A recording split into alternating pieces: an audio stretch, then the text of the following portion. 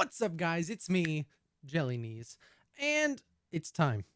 I know you guys have been waiting for it. I know I've been putting it off because it's going to be a long one probably, but we're going to go over the questions from the Extra Life Q&A that UG did on November 7th, if I remember correctly. So it's been almost 2 months since then, but I just want to go over, I combed through, it's about 2.5 hours worth of footage, and I combed through looking for the best answers or the things that people really wanted to know or should know about that from that questionnaire from that Q&A.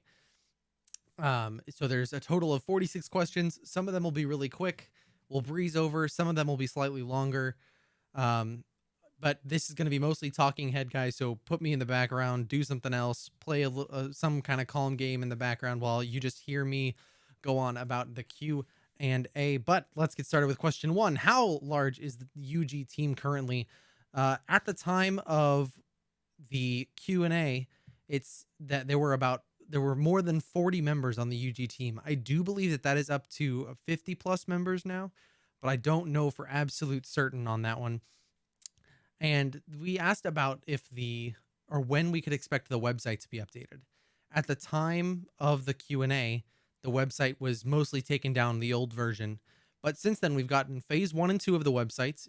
If you guys don't know, phase 2 is that they're making weekly blog posts on there, which is partly what I've been covering in the fun facts.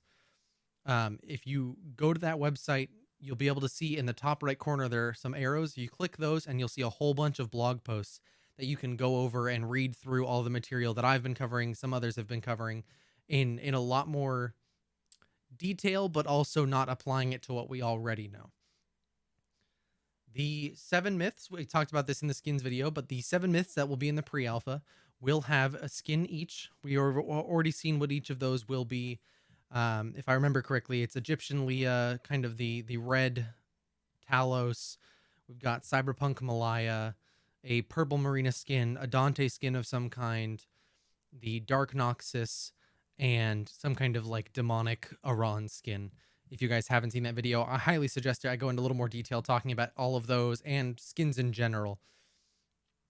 So let's move on to the next one. Let's see here. Okay, so in the past, UG stated that they don't want to force myths into positions. They don't want to say that Sky Slayers always have to go into the jungle. They don't want to say that the Archmages are always supposed to go in the void lane or the mid lane. And this is something that they still are upholding. They've said that as long as a myth isn't oppressive in whatever lane or role that they are playing in, they're not going to balance them away from that role. So they're going to balance them in a way that is good for the game, but they're not going to make it so much so that they can't play one thing over another because they're moving them away from the support role, let's say. Which I think is a really important design trait. That if they release a myth and they intend it to be a void laner, but it ends up being a support in the fire lane, then they're not going to change them significantly to move them away from that support role. Because if that's where the community has decided to play them, that's where they're going to let the community play them, which I think is amazing and incredible. And I wish more dev studios balanced that way. Then we asked about the Kickstarter. So basically just asked about the different reward tiers for the Kickstarter and what they would entail. And basically got the answer of, we can't tell you that yet. There's multiple tiers. The prices will be affordable is what we were told. And that the pre-alpha key will be accessible by most, if not all, of the tiers in the Kickstarter. My guess, based on what I've seen from other Kickstarters, is that it'll probably start around $20 for a pre-alpha key. So if you're saving your pennies for that, I would say that $20 is most likely the place that's going to fall. I can't confirm that. I don't know for sure, but just based on other Kickstarters, that's kind of the standard that you typically see for early access or pre-alpha key is about $20. We asked them also about details on kits of the myths we know about this far. They wouldn't go into any detail about the specific kits of any of the 7 myths, but in the playtest that came afterwards, we do know at least some about Dante's kit. We know That he's got the grenades on his queue. He's got a barrel roll. He's got the burst fire, the special ability on his right mouse button. I'm trying to remember some of the others now that I think about it. He's got a straight piercing shot, and he's got his ultimate, which is the base cannon, which was just so great to use, and I can't wait to use it some more. But so there's total. It looks like we're going to have about, I think it's 8 abilities. We'll have the class passive, the myth passive, 4 abilities, and then the right click. So that's 7 abilities. We'll have 7 passive / active abilities for each myth. Most likely all myths will have that same ability count unless they decide to do something fancy and change it up in the future. Something I know a lot of people were curious about, and they got asked several times during the Q&A, is Ethereal still planning on coming out for a console launch? And the answer is that it's planned for the future, but they really don't have any info at the moment on that. It's something they will look to in the future if the PC is successful, PC stable, and everything's kind of running smoothly on that end. Now, I was able to ask them if bots would if we were able to practice, like if we wanted to pick up a new myth, we could go into a bot game in order to test out the myth and get used to their abilities and all of the things like that. And they said that it's planned as a feature in the future, but that there's no info that they can give about time frame of when that's going to be delivered at all. Same thing as the bots will be for a replay feature that you will be able to replay matches, but it's planned to be something they release in Ethereal. But for the moment, that it's not their priority. There's no info on as to when that is going to happen. The good news is the PC version will have controller support at some point. I don't remember, and it wasn't said explicitly in the Q&A, if the controller support would come with the pre-alpha, but I would imagine if it doesn't, it's probably going to be sometime in the first 6 months after that, because I know that that's such a large feature that so many people count on for games like this. And it's a lot more comfortable for a lot of people. Sometimes it's hard to use the movement and the buttons all on a keyboard and mouse and get used to that comfortability, whereas the analog sticks really smooth over a lot of those jagged edges for a lot of people. If the good news, bad news, depending on how you feel about it, is that Ethereal is going to have its own launcher. They're not going to be part of Steam. They're not going to be part of the Epic Store to start. That they're going to have their own launcher all in-house, and then potentially add their stuff to those launchers in the future, depending on if they feel it's necessary or if they think that they're more sustainable on their own platform, because Epic and Steam do take a percentage of revenue. And so that's something that they definitely have to consider when going over their game and trying to plan how they want to release new content and things like that. The pre-alpha said that they were going to have 2,000 pre-alpha testers to start. So basically the first wave, when the pre-alpha opens, it's going to have at least 2,000 people in as the first testers. And then as time goes on, they're going to increase it. So to me, it sounds like it's going to be a consistent that I can just log on and play when I'm off of work, and instead of just being a weekend that they have it open, because it sounds like they're going to, over the course of weeks, months, whatever it is, they're going to add more spots available for more people to play in the alpha to test their game. I imagine that this initial 2,000 is probably more of a stress server test than it is anything else, especially if they're going to increase things very quickly, like I think they might be able to do. Just based on the quality that we have so far, it would make sense that they're going to start small and then build up as quickly as they possibly can. The map size was a question that we got asked, or that they got asked, and they didn't have any direct details as to how big it was. However, the thing they did mention that kind of stuck out to me is that it will have similar rotation times to other MOBAs. I believe they specifically mentioned League of Legends as the rotation times, but that may have changed. But I think that that's important. We've seen some of the images of the map at this point, and it looks so massive that it looks like it might take forever to travel from one side to the other. And it sounds like that they've got very keen idea of what rotation times are and where they're going to fall in that regard. They also mentioned that because of things like the map looking so great and being such high quality, we asked them about the being able to run it on older systems. And a design philosophy for them has always been that they're planning on having the game so well optimized that if you could run Paragon at decent settings, then you can run Ethereal at decent settings, which I think is a great way to do it. I know a lot of Paragon players are migrating over to Ethereal as their next MOBA of choice. So I think being able to base it off of that is a great way to do it for a lot of these players. Now, there was an accessibility question for things like colorblind mode and other accessibility options, and they were said that they're probably not going to be in the game at pre-alpha release, but they will be in the game at a later date. That they're planning on adding those features. They're not going to just skimp out on anything like that because they want the game to be as accessible to as many people as possible, which is great. I'm happy for them on that one. Now, we did ask them about a battle pass system. And if you guys watch Enter the Ether, we had Mud on there and we talked a little bit about it with Mud as well, who's on their marketing team.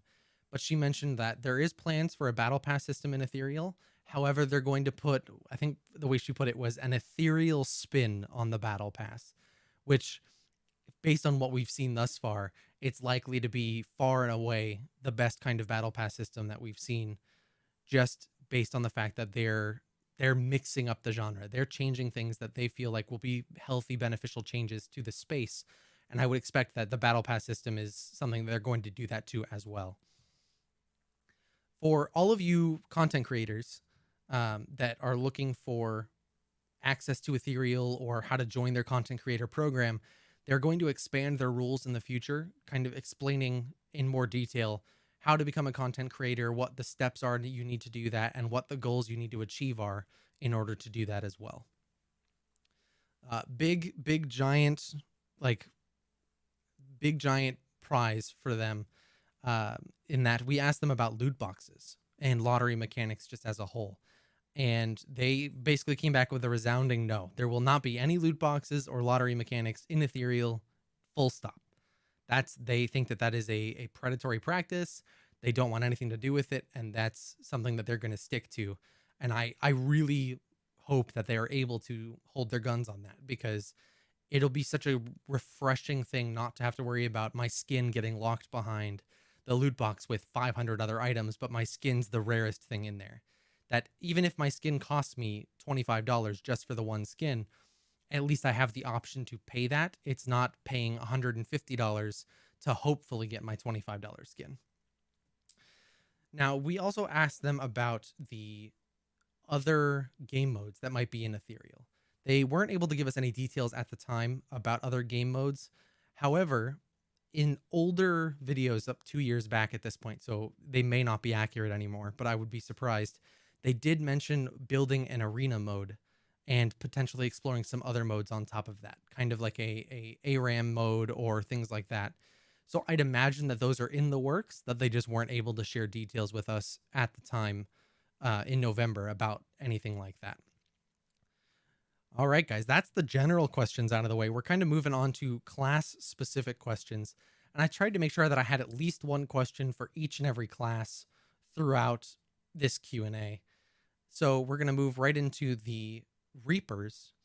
And something I was curious about is if the Reapers could jump between walls, kind of like if they got into a corner, could I Jackie Chan jump up the corner of the wall and get on top of something back and forth, kind of minimizing the stamina cost, but maximizing the distance at the same time.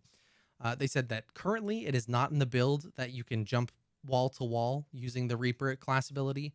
However, that's something that they're potentially willing to explore in the future, which I think is super cool. I think that would be something that would just add to the experience of being able to use the Reaper class ability, but also create some really cool interactions depending on where you are in the map if you run into an area where you can do something like that.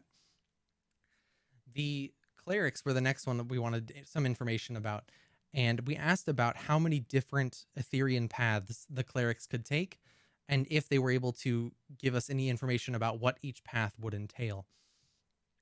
They did tell us that there currently are 4 different Etherean paths, so you can select between any of the 4, and they wouldn't get into specifics about the abilities. However, they said that each of the paths will have a totally different, unique special ability based on that path. So the way I see it is that if you're a damaging support, you're going to get some kind of poke ability from one of the paths. If you're a healer support, you'll get a heal ability, shield, same kind of thing. So I'm really curious to see what the different paths are and what the abilities are by that same token. Similar to the clerics, we wanted to talk to them about the relics for the knight class, and if they could get any detail about what would it take to unlock these relics, what the relics would do stat wise, and how many different relics there would be to choose from, and if you could stack those relics at the same time, that I could do multiple of these relic hunts in order to get 2 or 3 of these really strong items, but it would delayed in power spike.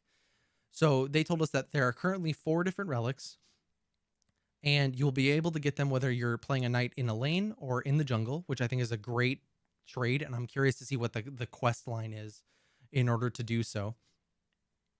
There is only 1 relic allowed per knight, so that makes sense. You don't want somebody going crazy and getting all of the items, especially if they're very, very strong.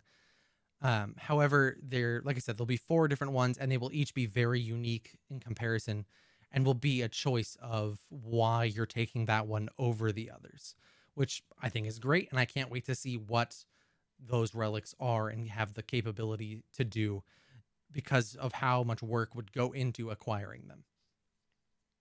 Next up was the Berserkers, and we talked to them about how long the terrain changes would last, if there's any way to like destroy them early or get rid of them or whatever it may be, and if it'll be obvious that this is something that's different about the path, whether it be blocked or destroyed or anything like that, if that would be obvious to non-Berserker players. They did say that the terrain is indestructible to non-Berserkers. They wouldn't get into about how the terrain will be identified at all, but I imagine we'll see some kind of obvious outline marker telling us which is destructible and which isn't. But they did mention that there's the potential for an item in the future to either remove the destroyed terrain with a high cooldown or reduce the time that it's there. That's a potential that they see in the future, which I think is a really cool counterplay idea to Berserkers, is that you can have somebody build this item and it negates 1 movement over, and have the item have a long cooldown, but it negates 1 movement of terrain over a certain amount of time, which I think could be really cool and add another element to those Berserkers. Now, the Archmages were something that I was myself very nervous and curious about, because their teleportation sigils seem to me like the most powerful of the class abilities, potentially.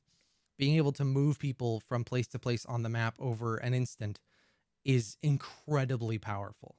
And so I was curious what they were doing in order to mitigate some of that power. So they said that the portals can be placed anywhere on the map by the Archmage. They will have some kind of counterplay. They wouldn't go into any detail of what that means, whether it's I can destroy them or I can turn them off or whatever that is. However, they also will have a limit to how many portals can be placed. I'd imagine that limit is probably 2 or 3 portals at the most, because you really don't want more than that, because I can just kind of chain them together and go infinite distances over a very, very short period of time. But I did think it's very good that they have these checks and balances in place for these portals. They understand how powerful they can be and probably will be in Ethereal. Now, I did mention something, and I'm very curious to hear you guys' thoughts on it. The Overseer class. I asked them if the Overseer class still existed, and when we can expect to see the first Overseer in Ethereal, if it does. They did tell us that the Overseer class still exists, but they didn't have any details on anything like that. I'm very curious about the Overseer class, because we've basically heard nothing since their tease almost 2 years ago. We don't have a myth that fits in the Overseer class. We haven't heard about the class ability. We haven't heard anything like that. It was removed off of the old website, and it's not currently listed as a class on the new website in the blog post. When they mention the classed minions, they don't mention the Overseer class minion. So I'm very curious to see if the Overseer class still exists. Something that somebody mentioned in a YouTube comment, though, about the minions is that there are 2 Marksman minions. So it's entirely possible that they replace one of those Marksman minions with an Overseer minion down the line and fill out the last of that roster, which I think would be a great idea if that's what they're planning to do, and makes a lot of sense if the Overseer class still does exist. Moving on to my personal favorite class is the Sky Slayers. So the Sky Slayer ability has been said in the past to be a channeled ability. So I asked them if they will fall in the air if they're stunned. Will there be a skybox limitation that the Sky Slayer can't just fly infinitely into the air and then across and then down in order to keep from taking damage across the way, or what any of that will look like? They basically said that when stunned, they will fall out of the air and take damage. They will also have damage thresholds, so that if they take too much damage while they are flying, they might lose their flight ability for a certain amount of time. They weren't able to provide any info on a skybox limit for the Sky Slayers, but they will also have a stamina bar, so they can't just fly infinitely forever. That there is a point that they're trying to go one place, so that's where they have to use their stamina in order to do so, which makes a lot of sense, and I think those are all very valid options for keeping the Sky Slayers in line. I did mention I personally don't like the Marksman class ability as it stands. I think just choosing a target to deal extra damage to is something that's not as useful or as impactful as the other class abilities. So I did ask them if there was still the potential for that to change. They did say that it's still under consideration from the community feedback, but they wouldn't supply any more information past that. So I don't know if it's been changed or not internally, and we just don't know about it. But we'll have to wait and see, I guess, for more news to come out on that end. So I did want to ask, these are kind of general class ability questions, and I asked them about how they would balance the class abilities themselves. Would they be balanced across the entire class? So Leah and Zero have the exact same class ability, stamina bar, all of that stuff. Or if they're more likely to balance the class ability based on the myth itself. So if Leah can fly faster than Zero can, will the class ability be adjusted to compensate for that? And they said that all class abilities will be balanced across the class and not balanced across the myths, which I think is probably a smart idea. I think balancing per myth is a lot of nitpick tuning that could get tedious and probably very, very hard to do. But we'll have to see when the game comes out if the class abilities feel balanced across all of the people in that class as well. The other thing we asked about was the items, unlocking items or buying items and unlocking new myths. So they did say for the item system that they will have a bunch of unique passives and actives. So if you buy the same item multiple times, that does not stack because they're unique. As for unlocking new myths, the pre-alpha will have all of the myths unlocked, but they weren't able to supply any info on how we were going to unlock myths in the future, whether they all be free to play or if we have to buy them, how much they cost, anything like that. They weren't able to get into quite yet. But that does it for all of our kind of general questions about the classes and things like that. Now we have in-game questions. Hopefully you guys are sticking around here. I know this is a long one. We are about halfway done with these questions. A lot of these will probably go much faster because they're not quite as in detail. We did ask them about if a full 6v6 game was playable, including items, abilities, neutral environment, towers, all that kind of stuff.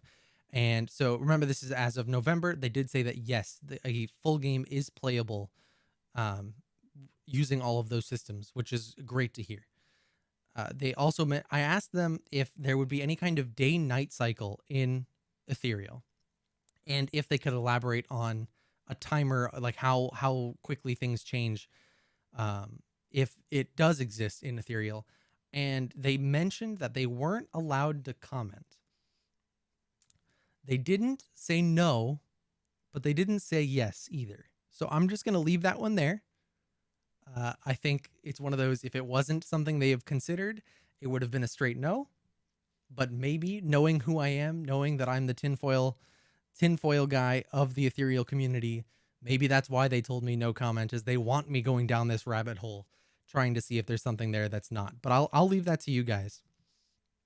Now we have the movement speed on the map. So like I said, these are more in-game questions.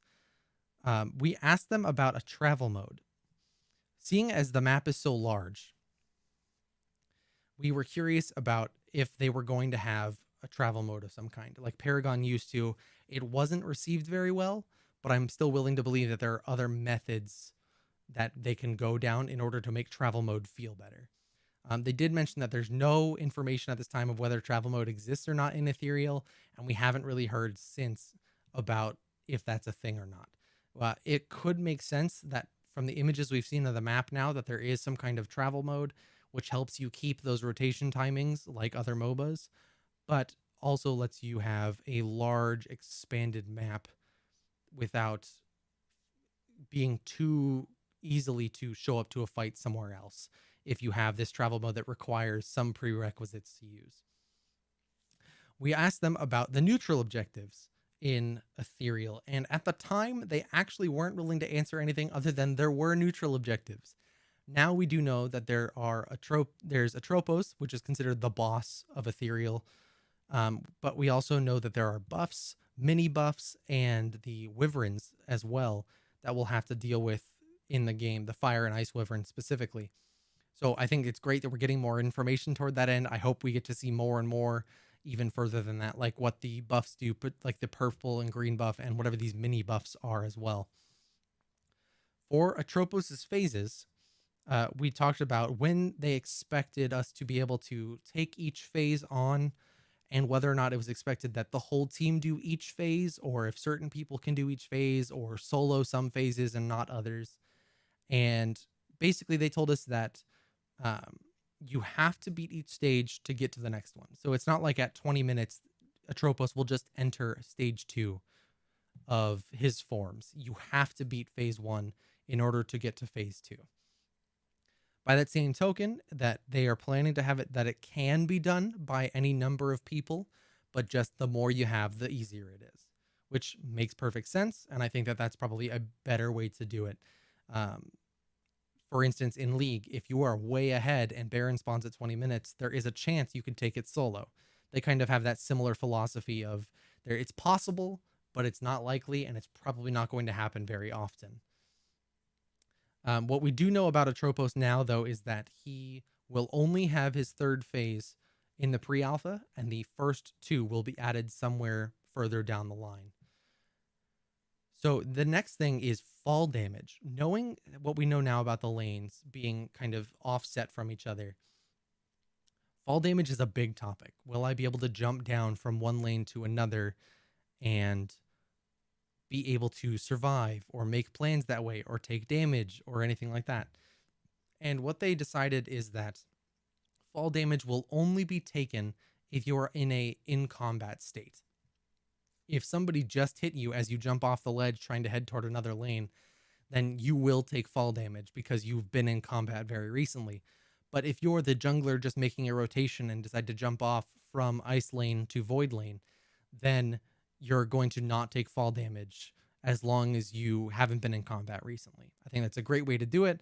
But they also weren't able to tell us how much fall damage would be, whether it be always an instant kill or if it's going to be a percentage of health based on distance or anything like that. They weren't able to get into it, but I'm just glad to know that it's there in certain instances. UG mentioned that there is a planned average game time, and that's going to be about 30 to 45 minutes, which I think is a great game time for MOBAs. It feels meaningful, but not an hour long where you're devoting so much time to the game.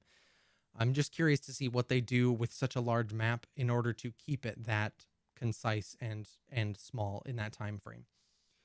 We did ask UG also about what they expected the lane structure to be. With 6 people, it kind of shakes up what you would expect in typical MOBA structure, which is usually 5. And usually it's 1 person in the top lane, 1 in the mid lane, and a carry and support with a jungler. So I would call that a 1-1-2 and a jungle. And so we kind of talked to them about what their thoughts were in that regard. And they mentioned that there's two things that they really see becoming the main possibility, but they're open to others if should they exist. They're thinking it's going to be a 2 people in the top lane, 1 in the mid lane, and 2 people in the bot and a carry support in the bottom lane. Or it'll be 1 top, 1 mid, carry support, and double jungle, which will be very interesting to see how that works. We do know that there are 18 camps in Ethereal. I personally believe that that's 18 camps per side. I think based on the map size that's not too ridiculous. And if you're running a double jungle, that's actually 9 camps per jungler per side, which I think is a good number to keep with rotations and everything in mind. So, but we really will have to wait and see what the community deems as the way to play the game and what works the best. In terms of the pre-alpha and things like that, it was asked if the pre-alpha would support pre-made parties. Would I be able to group up with 5 of my friends that all play very competitively and just pub stomp? Or we go through and pick on the single player games, and if they were going to limit that in some way or keep it to groups only play other groups or anything like that, they weren't able to get into any details at the time about whether or not that was going to happen. I would assume that there's going to be some kind of mitigation involved in order to do that, but really we just don't have any idea at the moment. We did talk to them about a tutorial, and especially in a game like Ethereal with all the different aspects that they're going to have between minions and the jungle and the class abilities and all of that stuff, if they were going to have a tutorial at some point. And basically the answer was that it's planned, but it's not going to be in the pre-alpha, and it's probably going to be somewhere down the line from there. But they didn't have any exact information as to when that would release.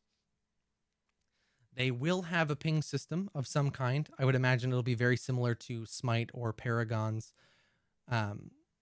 where you have a set of options that you can either directionally choose or just press a key that matches it. But they didn't really go into any detail specifically about that. And the biggest thing that we kind of talked about for a while was wards. And in a game that has such verticality with flying characters and lanes on different levels, how would wards work in a way that would be conducive toward that end? And something they mentioned, and granted this is, almost 2 months ago at this point, so it is subject to change, is that the wards will have a cylinder that they cover that will go vertically and stop at other terrain. So if they're inside one of the caves, they won't just go above the cave. But if they are outside, they'll be able to sense a distance vertically, that if a Sky Slayer flies overhead, you'll be able to see them on that ward, which I think is probably the best way to do that in a game that's going to have flying characters going overhead that you can't always pay attention to the minimap for. And the minimap, I'm curious as well if it will have some kind of verticality indicator, whether it be that it's their icon and a little arrow pointing up or pointing down based on if they're above or below you. It'll be really interesting to see how that works and how all of that goes down. But guys, we made it. We're here. We're at the end of the Q&A section from the Extra Life Q&A. If you guys have any questions that you wish I had went into more or anything like that, please leave them in the comments down below. I'll happily answer anything I can, or I'll reach out to UG and see if they can answer it at all. But I think that that's going to be all for today. I appreciate you guys hanging out. If anybody's still here through the end of this, I know it was a long one, guys. I am very sorry about that. But if you guys appreciate this content and want to see more stuff like it, please hit subscribe, hit the like button, leave a comment about your thoughts. I greatly appreciate it, and I'll see you guys.